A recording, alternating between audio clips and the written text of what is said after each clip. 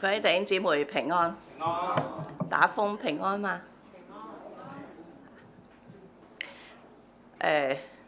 其實個風咧好嚇人嘅，即係所有嘅嘢咧都覺得哇打到嚟啦，打到嚟啦咁。但係好感謝神嚇，見到大家今日都開開心心嚟到敬拜神，好開心咧！一個月又見你哋大家一次啊！呢個係神俾我嘅恩典嚇。希望咧，我哋都能夠喺神嘅話語裏邊咧，我哋繼續嘅成長嚇。請我哋先低頭祈禱。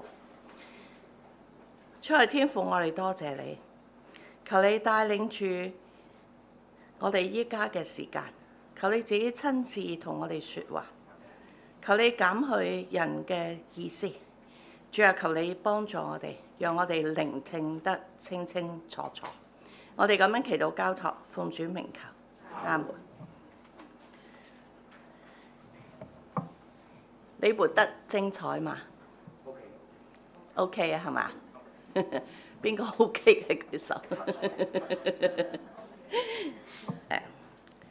精彩咧，有好多人有唔同嘅感覺。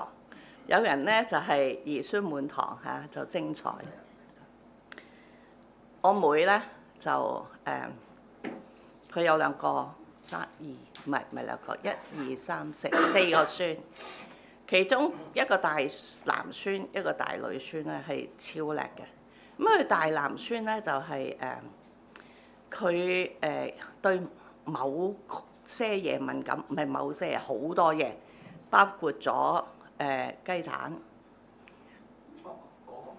豉油、奶，所以咧佢好多嘢咧都要揀啊，冇得食啊！即係細蚊仔最慘就係睇到人哋食，你自己冇得食。但係咧，上帝又好好嘅喎，又俾咗佢另外一啲嘢。佢音樂非常之好，同埋好乖，讀書好叻。佢識鋼琴，識單簧管，識小提琴，識大提琴。咁當然，我相信我哋司琴都咁上下噶啦。所以咧，即係呢個係上帝俾佢嘅恩賜。唔單止係咁，佢讀書好叻。佢由一個公立學校咧，係升到去公立學校讀幼稚園、小學，就升去澳洲出名嘅 King's College。咁就喺 King's College 咧，就做咗好多嘢啦。佢英文攞獎，佢識打鼓，佢行嗰啲操啊，隊步操嘅 leader。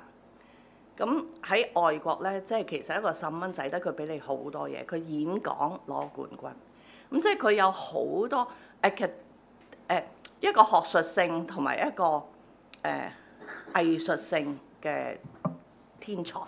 呢個係上帝對我哋咧係好公平嘅，神對人好公平嘅。你有某些嘅缺陷咧，你就俾翻某些嘅嘢你嘅。只不過究竟我哋要求有幾多咧咁？當然即係佢個孫咁樣咧，都令到我哋好驕傲嘅。咁有時我都諗翻下我孫會唔會咁咧嚇？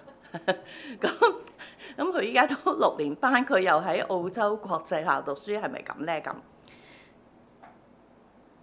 我相信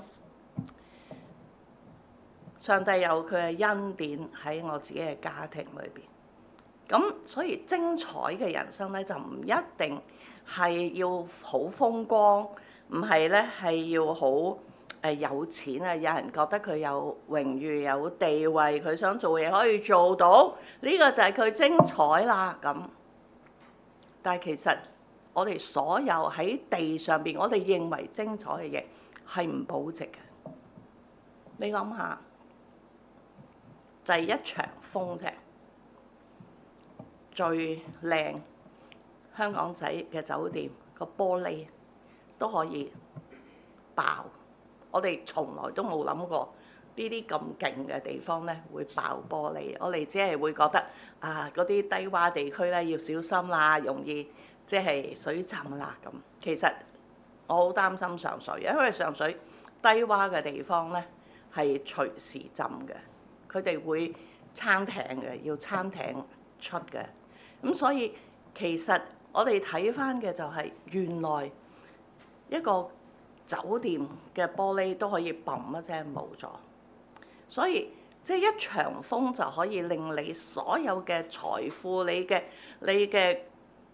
名譽、你地位咧係冇咗嘅。你睇台灣一條村就搞成咁，所以好多嘢喺地上面，我哋認為係可以保值得到，其實係保值唔到嘅。天災人禍就令佢消失。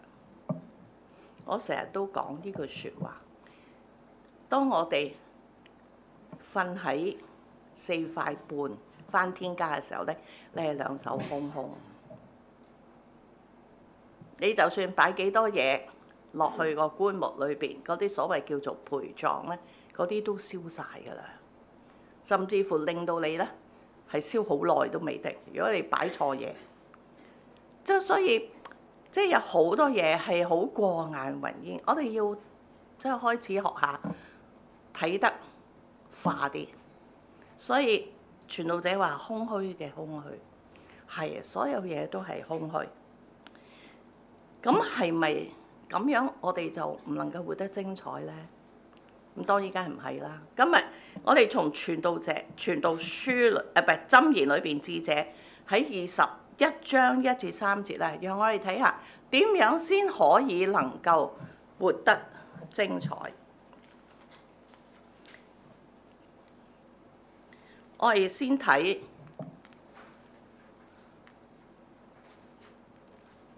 第1節，睇唔睇到啲字啊？睇到嗬。我整咗2個譯本俾大家，因為我知道你哋最近咧係讀完呢個環球聖經新譯本咧，就會讀呢個呂振中譯本嚇。我哋先讀咗呂振中譯本，然後再讀環球新譯本。我哋睇下2節嘅聖經，2個譯本佢嘅對比係乜嘢？我哋一齊讀呂振中譯本，預備起。王的心在永恆主手中，像龍溝的水，任其所喜悅，亦源主。環球聖經，君王的心在耶和華手中，好像水溝的水，他可以隨意轉移。聖經裏邊講個心係乜嘢呢？我撳錯掣。就係思想啊，唔係我哋依家講嗰個心，係我哋嘅思想，係我哋嘅思想。所以箴言3章佢話你要保守你嘅心，勝過保守一切。唔係話我哋要食好多護心補心嘅食物，而係我哋保守我哋嘅思想勝過一切。龍溝係咩嚟呢？龍溝咧係可以譯做水道，佢唔係一個天然嘅河道，而係咧佢係啲農夫佢耕種嘅時候，因為喺舊日咧農夫好多時候都做耕作，佢耕作嘅時候咧，佢要開一個水道咧，係讓個水道咧灌去佢希望佢去到嗰塊田嗰度。咁呢個咧就叫龍溝。呢句説話意思就話，君王嘅思想係喺神嘅掌控之中，佢係按着神嘅心意嚟到去做決策。我相信大家都睇過呢啲田啊，係咪啊？咁你睇到中間嗰度嗰啲咧，就係嗰啲龍溝啊，咁就係啲水道就係咁。有時我哋唔明白啊，點解會係咁嘅咧？原來就係啲農夫咧係愛嚟做灌溉嘅。我哋今日都需要上帝嘅掌權嚟到去決策我哋嘅未來，我哋嘅去向。有一首詩歌我好中意，唔係睇咗呢個先，識佢啊嗬？佢係邊個啊？叫咩名？係啊，英女王咧，佢係喺英國咧係管治咗70年。係英國最長一個女王，連維珍尼亞女王咧都唔夠佢咁長。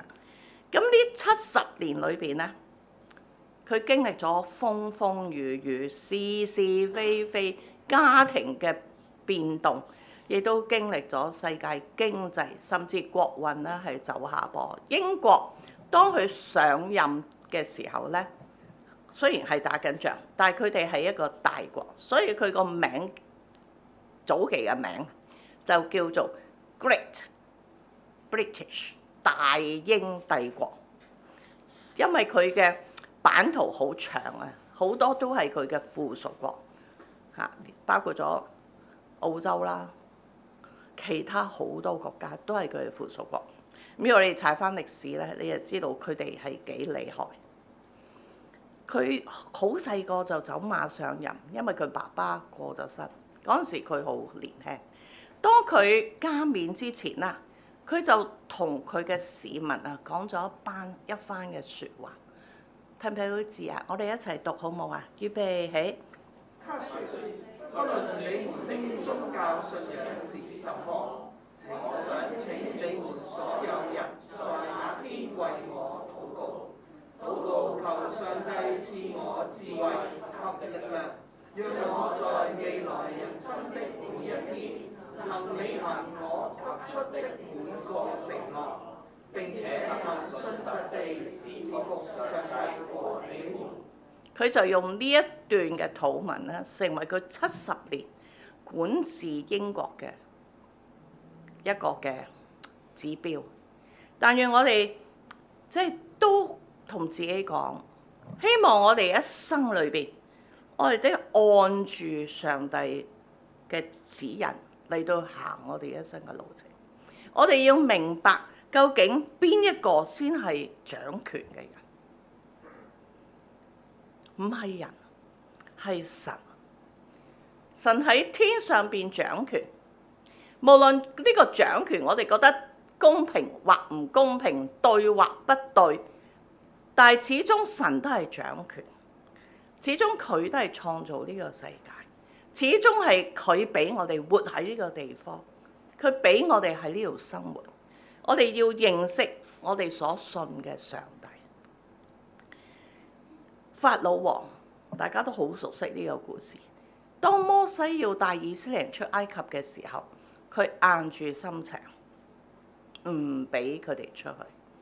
神用咗好多個方法，幾多災啊？10災，用咗好多方法，以至到佢都帶咗以色列人出埃及。當以色列人面對亡國，佢嘅罪面對亡國嘅時候，神喺好耐之前就應許佢哋會返佢哋自己本國裏邊咧，去建造佢哋自己嘅聖殿。咁就喺以斯拉記，我哋就睇到神感動古列王，讓佢哋返去建造聖殿，甚至乎喺尼希米時期，佢感動皇帝，令尼希米建造城牆。呢個係上帝嘅應許，或者喺我哋睇嚟，神嘅應許，哇，好長喎，硬係等嚟等去都未等到，但係神嘅應許係永不落空，只不過係時間嘅問題。神嘅時間一到，佢嘅應許就出現。我哋有冇咁樣嘅耐性去等候神嘅應許，以至我哋願意降服喺神嘅掌權裏邊？人活唔活得精彩？第一就係要讓神掌權。當我哋環顧下現在嘅世界，我哋睇下我哋一啲出名嘅國家，佢話佢係基督教國家，但係佢依家以自己為王，以自己為大阿哥，行自己認為應該嘅事，無數嘅欺詐，無數嘅欺騙，但係都覺得自己啱。呢個係咪上帝要我哋做嘅咧？或者我哋覺得，咦？如果神喺我生命掌權，我咪好似神嘅傀儡一樣咯？佢個行東行西行西咯，係㗎。如果我哋按照神嘅心意，可能好多嘢佢唔係按住你嘅喜愛嚟到去行。神係叫你行喺佢自己嘅路上邊。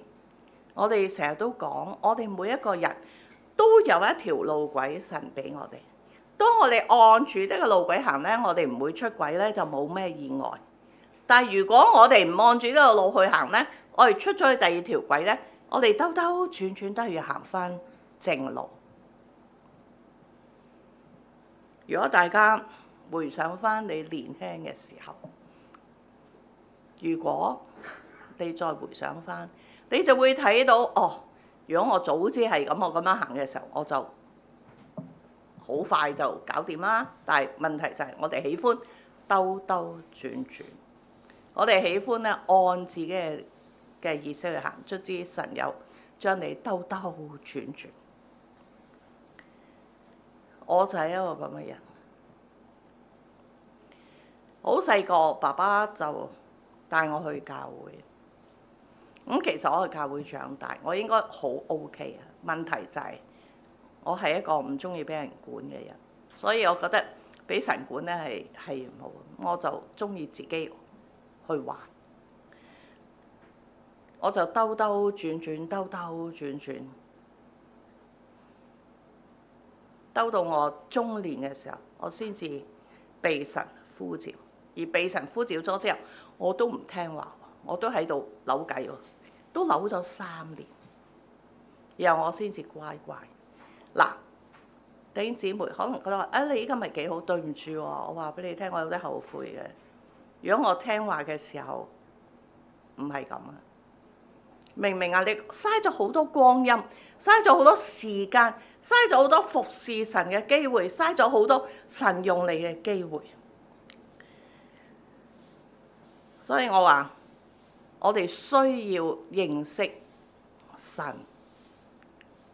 我哋究竟認識佢深唔深呢？有一首歌叫做《神的路最美善》，我唔知你唱過未，因為呢首係老歌。我相信坤平應該識㗎，係咪啊？你識唔識呢首歌？哎呀，坤平都唔識。啊！原來詩班有3位阿哥識嘅，但係佢哋都係唱下老歌，唱下就知啊。我唱一句俾大家聽。我好少喺港台唱歌。神的路最美善，雖我不明了，就係咁啦，夠啦。我想大家咧係明白呢首詩歌。喺我年輕嘅時候，我哋成日都唱呢首歌，因為我哋成日都覺得神嘅路咧係難行嘅，特別係當我哋讀書揾嘢做，所以我哋當時成日就唱呢首歌，就係神嘅路係最美善。雖然我哋依家唔知，但係將來我哋就知。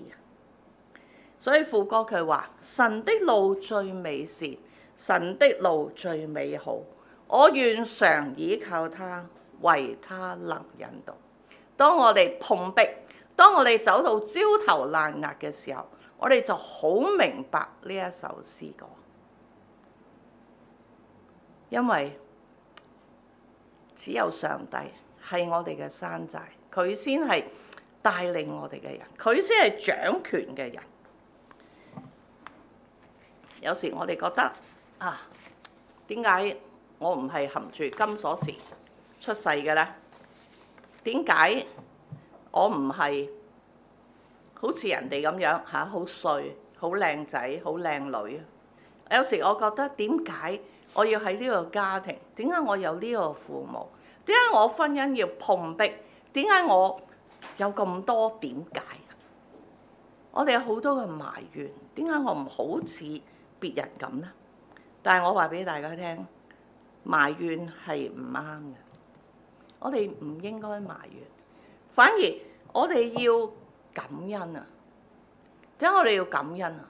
因為我哋係邊個做㗎？神做㗎。神做我哋出嚟，神係冇偏心㗎。父母都有偏心㗎，當父母有2、3個細蚊仔，佢都偏嘅。當父母偏心嘅時候，我就覺得父母係唔錫我哋，唔愛我哋。但係我哋嘅上帝係愛我哋，佢嘅救恩係俾我哋每一個人，無論你做咗乜嘢，上帝都拯救你，只要你信佢。問題就係我哋信唔信佢，我哋願唔願意被上帝嘅救恩嚟到拯救。當我哋接受到呢個救恩嘅時候，我哋嘅生活就精彩，我哋人生就精彩。最低限度，因為我哋知道我哋所信嘅上帝常常與我哋同在。無論你身邊嘅愛人，無論你嘅太太、你嘅丈夫，佢話幾愛你都好，佢都唔可以時時喺你身邊，佢都會令你寂寞孤單。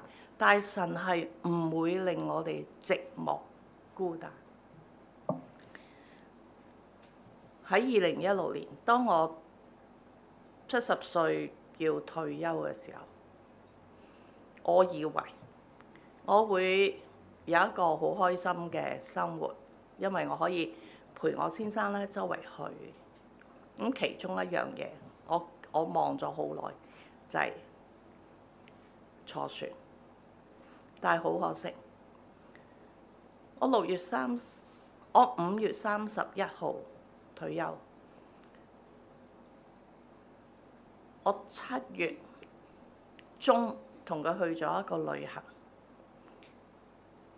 ，7月尾佢突然間話俾我聽，佢好想入醫院。入咗醫院就發覺有3條血管塞，於是乎醫生就話：你通唔通啊？通有個危險，就係會腎衰竭。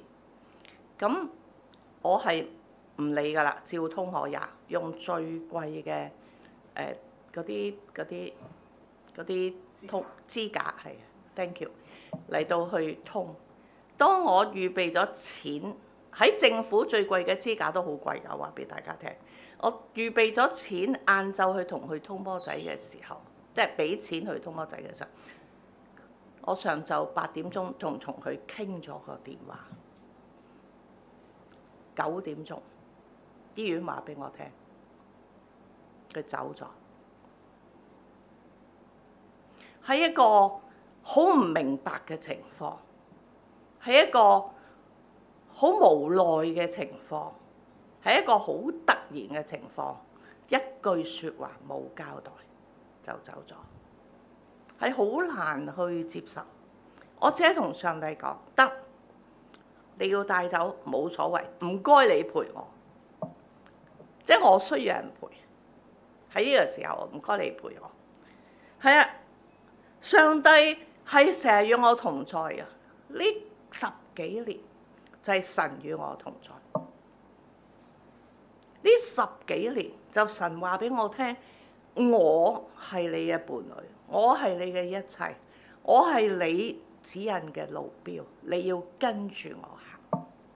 我曾經喺嗰段過程裏邊咧，咁啊大家好多時候都講到情緒問題嚇，唔好以為我呢個咁樂觀嘅，我冇情緒問題，我有情緒問題嘅。當我先生走咗之後，又唔使返工，坐屋企冇嘢做嘅時候咧，我試過一個人喺屋企啦，呆坐喺個電腦面前，電腦台面前咧坐咗12個鐘，直到夜晚黑8點鐘，我突然間醒覺，點解咁黑嘅咧？哦，夜晚8點，我就發覺我不對啊，即係我覺得我自己唔對，我就同神講：我唔可以咁，唔該你嚇你。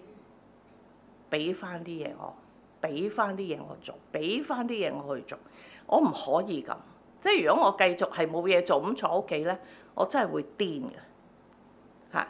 卒之上帝就係安排咗好多嘢俾我，而呢啲都係我喜歡，即係我之前都喜歡去做嘅嘢。咁呢個係即係我想同大家講，無論你經歷咗幾困難、幾痛苦、幾唔願意但係上帝會帶住你行，佢會帶住你行更好嘅路。問題係你願唔願意讓佢掌權？所以希望我哋嘅生命嘅主權啊，唔係自己去做啊，唔係靠自己嘅能力，而係靠神嘅能力，而係靠上帝嘅能力。我哋嘅腦咧好細嘅啫，你嘅思想有限，你諗嘅嘢有限，神咧先係嗰位偉大嘅主，佢有無限嘅可能性。第二，當我哋要活得精彩嘅時候，我哋要活喺神嘅旨意裏邊。我哋一齊讀第二節嘅經文，先從呂振中讀起啊！預備起，人所行的，自己都看為對，唯獨永恆主衡量人心。環球聖經，人看自己一切所行的，都是正直的。耶和華卻衡量人心。我哋成日都覺得咧，以我嘅標準咧，我做嘅咧永遠都係好，都係啱。但我哋唔可以以自己嘅標準去做，因為我哋嘅標準係有限，我哋嘅標準係按我嘅喜好。我嘅標準唔係上帝嘅標準，我嘅標準係好 hush。如果按我嘅標準咧，我好 hush，所有師班員都個個都俾我鬧。但係按上帝嘅標準係要有愛，係有體諒，係有感受。神就係愛，我哋好多時候就缺乏咗呢種嘅愛喺當中。所以如果我哋按我哋自己標準啦，我哋唔係行喺神嘅旨意裏邊。神嘅旨意係按着神嘅標準。如果我哋願意將我哋嘅生命主權交喺神嘅裏邊咧，我哋嘅評估就要按上帝嗰個指標。咁究竟上帝嘅指標喺邊度咧？來來去都嗰樣嘢，讀經、祈禱。如果我哋唔係按住聖經嘅説話，如果我哋唔係按住上帝嘅禱告，我哋冇辦法知道神嘅旨意。從讀經、祈禱、聽道，我哋去睇下神嘅旨意係乜嘢。耶穌話：如果你要尋求佢，就尋見。佢係喺聖經裏邊清清楚楚。我哋要認清楚上帝嗰個應許。如果你唔尋求佢，你去睇神嘅旨意係睇唔到，因為你冇尋求過。我咪話俾你哋聽，當我喺個黑暗裏邊，我問神：你想我點啊？我先生8月1號走，12月我就接到浸信會差會嘅電話咧，我要上國內教書。咁呢個係神嘅旨意，不過要等候喎，我唔可以自己走去嘅，即係你要等候。當你去尋求神嘅旨意嘅時候，你要等候啊，你唔可以快過神。剛才我哋唱過嗰首詩歌《信服》，神嘅意念高過我哋嘅意念，神嘅道路高過我哋嘅道路，我哋唔能夠行得快過神。你點樣上得快，你都唔夠神上得快。你反應幾快都唔夠神反應咁快，因為我哋係佢做嘅，佢最清楚你，冇人清楚過你得上帝。所以我哋要尋求神嘅旨意嘅時候，我哋唔能夠以自己做標準，我哋係要以神做標準。當人犯罪嘅時候，知道乜嘢叫善惡，人就將自己當做神。你睇翻由創世紀一落嚟，人都係按自己嘅標準去做事，去歪曲事實，歪曲真理。你睇下亞娃，歪曲真理，亞當歪曲真理，再落去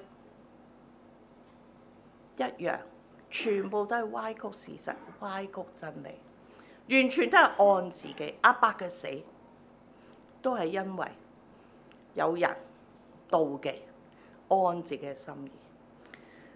我哋睇翻落嚟，整本聖經由舊約到新約，所有嘅人佢唔能夠得到上帝嘅祝福，或者係佢唔能夠行喺佢想去行嘅道路，都係因為佢扭曲咗上帝嘅旨意。最出名嘅就係摩西。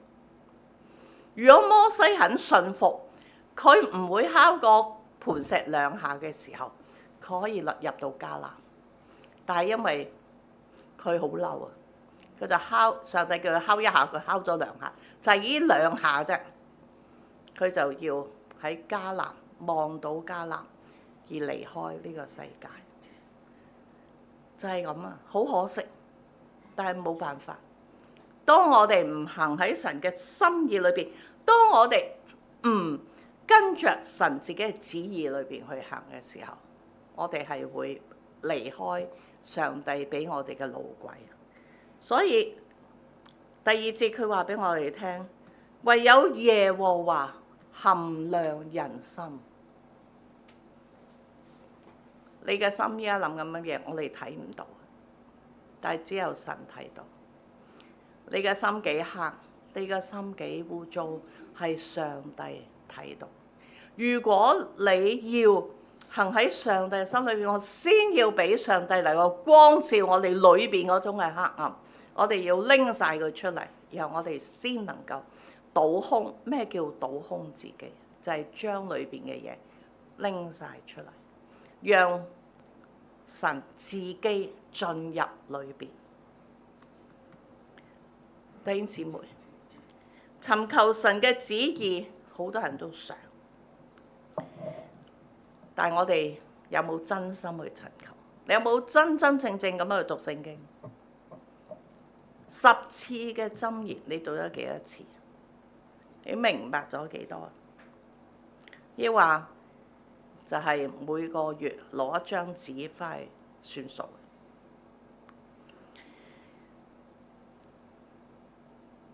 弟兄姊妹，今日我哋面對嘅世界，全部都係假冒為善。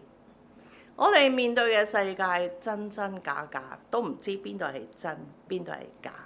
我哋唔理人係點啊，我哋先要省察自己嘅心，我哋嘅內心，我哋先要搞好我哋自己，讓神咧自己進入我哋嘅心裏邊咧，光照我哋。我哋去行討主喜悅嘅道路。討主喜悅嘅道路未必係討自己喜悅，更唔係討人嘅喜悅，而係真係討神嘅喜悅。我哋要行呢條道路，讓我哋咧真係嚟到神面前咧，認真去對付自己，去悔改，去改變我哋自己。咁你話嚇咁樣，我係咪咩都俾晒神咧？我咩都唔使做啦。如果我尋求神嘅旨，我企喺度咪得咯？喂，上帝，你話我要尋求你嘅心意，我要按住你嘅心意行，我企喺樹啊！你叫我行去邊行去邊啦？係唔得噶噃。我哋尋求神嘅旨意，我哋自己都要工作嘅，我哋自己都要工作嘅。喺羅馬書大家好熟嘅一段聖經。第1章第2節，睇下大家識唔識背？預備，我讀3個字。所以弟兄們，預備起。我以神的慈悲勸你，當應體現出當作活祭，這是聖潔的事實。所以原來大家係唔識背，原來大家係唔識背嘅。各位弟兄姊妹，呢段經文咧，我相信你信咗主咁耐咧，即係聽過唔多唔少咧，都好多次。我哋讀一次好嘛？希望大家背咗佢嚇。1、2、3。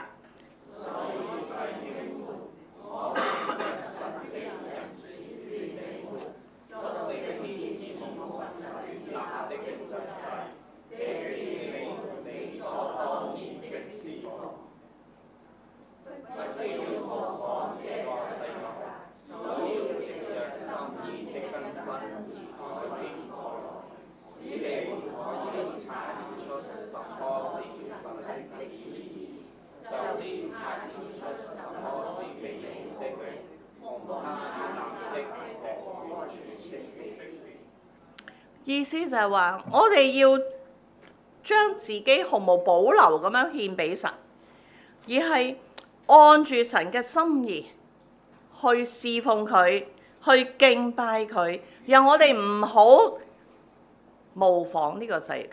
耶穌基督喺約翰福音第17章嗰度話：我哋要入世，因為我哋必須要入世。我哋喺呢個世界嗰度嘛，我哋要喺呢個世界裏邊工作嘛，我哋唔可以好似嗰啲以前嘅修士咁歸隱喺個山上邊。我哋要喺呢個世界裏邊打滾，但係我哋要出世，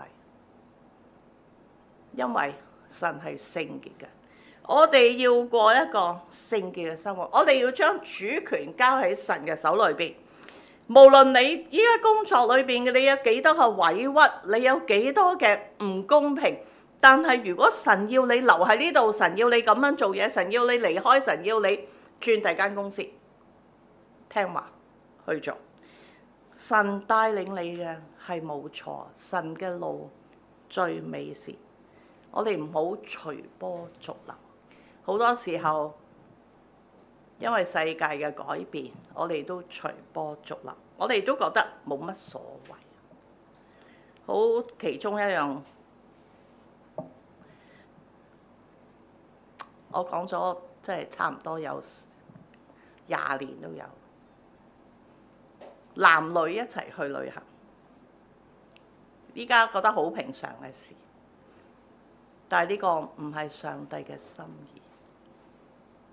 呢個係好容易出事嘅嘢嚟嘅。雖然你話我堅持，我曾經問過一個弟兄，咁佢話俾我聽，我有啊，我成日同我女朋友去旅行。我話你點？你租咩房？雙人床。咁我話你點瞓？我擺杯水喺中間。咁我就諗，你咁唔敢轉身嘅咧？我話點解要咁做？點解要咁做？答唔到我。弟兄姊妹，我哋就係隨波逐流。好記得我2098年畢業，我99年畢業，我即刻入去教會侍奉。嗰年嘅聖誕節，我就帶佢哋一個叫做夫婦團契嘅生活營。咁我就喺度講緊一個關係，即係我哋點樣去牧養教細路哥。有一個姊妹同我講：我唔介意我仔帶女朋友返我屋企。咁我就話唔過夜冇乜所謂。佢話唔係啊，我唔介意佢喺度過夜。咁我佢瞓邊度？同我仔一間房咯。哇，咁都得？哇，咁又唔可以嘅喎。作為媽媽係唔應該咁。佢話佢係女仔有乜所謂啫？唔係，我仔係男仔有乜所謂啫？女仔先有問題啫嘛。即係我喺度諗緊咩歪理啊！真係好歪理啊！1998年啊，已經有呢啲歪理啊。所以我哋唔能夠效法呢個世界，我哋唔可以隨波逐流。我哋要真係按着聖經嘅説話去做事，按着聖經嘅説話去牧養我哋嘅兒女，我哋嘅弟兄姊妹。第3方面，我哋要過一個順服嘅人生。第3方面，我哋要竭力討神嘅喜悅。我哋讀一讀呢段嘅經文，唔該。1、2、3。行人以公平，比獻祭更蒙永恆主悅納。環球聖經公會。秉行公義，比獻祭更蒙耶和華悅納。有時我哋覺得咧，我行公義就得㗎啦，係咪？原來唔係喎，原來係行公義比獻祭永恆主悅。即係話你獻祭獻幾多，但係如果你唔行公義嘅，神都唔喜悅。咁其中一個最好嘅例證就係掃羅。掃羅當佢打亞瑪力人嘅時候，上帝話俾佢聽：你要將亞瑪力人殺晒，將佢嘅牲畜都殺晒。但係掃羅佢喜悅呢啲亞瑪力人同喜悅嗰啲牲畜，因為佢覺得啲亞瑪力人咧好強壯、好高大，啲牲畜又好靚、好好，所以佢就留低呢啲亞瑪力人。你知唔知掃羅咁樣留低啲亞瑪力人，就令到以色列人入去迦南地嘅時候係非常之麻煩。所以上帝就透過撒母耳就同掃羅講咗一段嘅説話啦。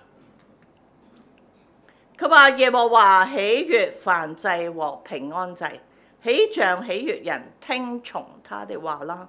聽命勝於獻祭，順從勝過羔羊的脂油。記載喺撒母耳記上15章22節。原來神喜歡嘅係乜嘢啊？聽命，乜嘢都係㗎。你要聽命，你遵行神嘅路，你按住神嘅心意去行，要聽命，所以要順服上帝。我哋好多時候順服呢個功課咧係好難學，真係學到我哋返天家咧，我哋都未必學到。我哋唔順服，因為我哋唔想返天家；我哋唔順服，因為我哋唔聽上帝嘅話。今日我哋要順服喺神嘅裏邊，我哋知道乜嘢先討神喜悅，就係要聽命。今日你有冇聽命？抑或你好似唔聽阿爸阿媽話咁樣，唔聽上帝嘅話，好似以色列一樣，講完又講，講完又講，都係犯同樣嘅錯。今日我哋係咪咁呢？所以神係喜悅我哋從心裏邊進行，呢個進行係從心裏邊進行。你心裏邊願意，即係話你嘅思想願意進行，然後你先可以真真正正行喺神嘅心意裏邊，過一個公義公平嘅生活。公義公平唔係夾硬嚟嘅，係要按着神嘅心意去嚟嘅。所以我哋必須係要用愛心行事，喺愛裏邊咧成長。呢個都係我哋天福堂呢幾年嘅主題。呢個主題已經去到今年嘅差唔多四分二啦。究竟我哋做咗幾多？我哋成長咗幾多？求主幫助我哋去信服神嘅心意，過一個精彩嘅人生。我哋一齊低頭祈禱。在天父，我哋多謝你，多謝你嘅話語不斷嘅提醒。就係雖然我哋真係好多不足，我哋好多時候都聽咗又忘記，但係神啊，求你原諒我哋，赦免我哋。主啊，教導我哋，亦都求你讓我哋能夠深深嘅省察我哋內心嘅思想，我哋嘅行為係咪按着神你自己嘅心意？求你賜福俾天福堂每一個會友，讓佢哋都能夠喺愛裏邊成長，喺愛裏邊咧互相關心、互相照應、互相省察、互相督責。主啊，叫我哋都能夠按着上帝你嘅心意行，因為你就係我哋嘅王，我哋嘅主，我哋嘅神。我哋將一切交俾你，求你親自嘅賜福，祈禱交託，奉主名求，阿門。